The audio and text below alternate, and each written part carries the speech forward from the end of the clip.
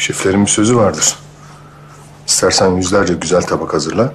Eğer son hazırladığın tabak kötüyse değerin o kadardır. Bakalım benim yaptığım tabağa geçebilecek misin? Görelim bakalım. O zaman başlıyorum. İyi olan kazansın.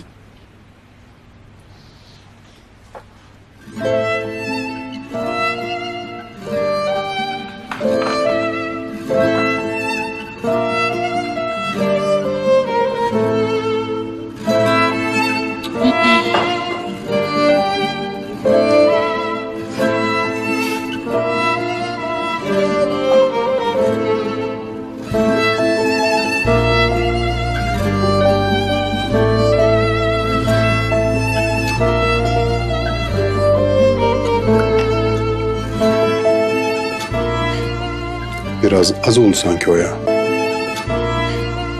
Biraz az oldu sanki o ya. Ustamdan öyle öğrenmedim ben. Ben biraz daha ekleyecektim zaten. Aklım karıştı.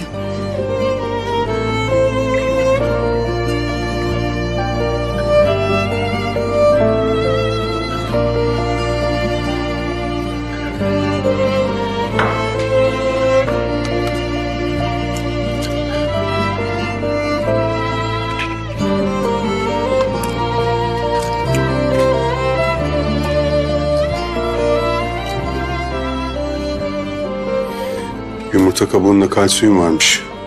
Abim söylemişti. Gübre olarak iyiymiş. Ama omlette nasıl olur? Bilemedim. Ben alacaktım zaten onu.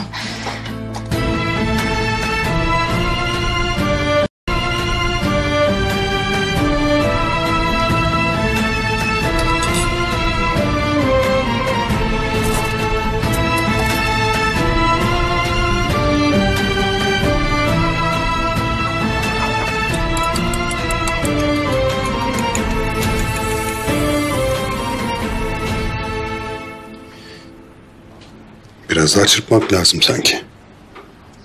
Köpürtmek önemli çünkü.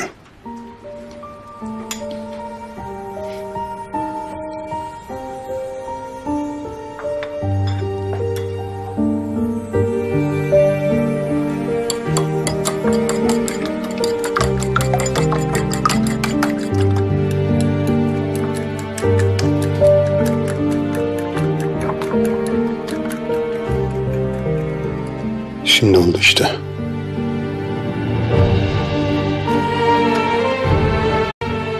Tam senden öğrendiğim gibi yani.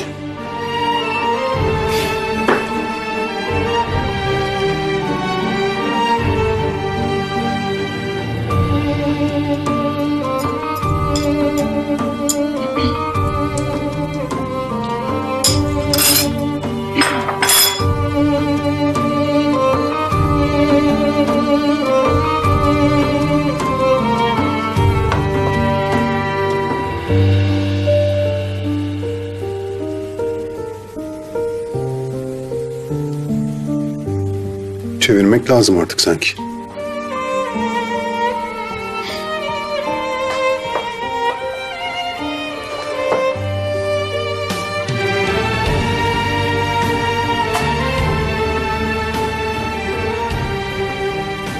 Ustam, bugün dalgınlığınız üstünüze. Yanımda aklımı karıştıran bir yamağım var. Ondan olabilir mi acaba?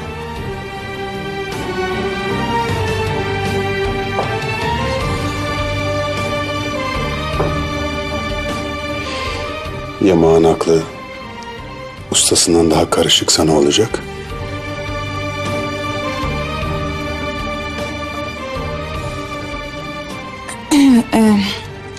Oldu bu.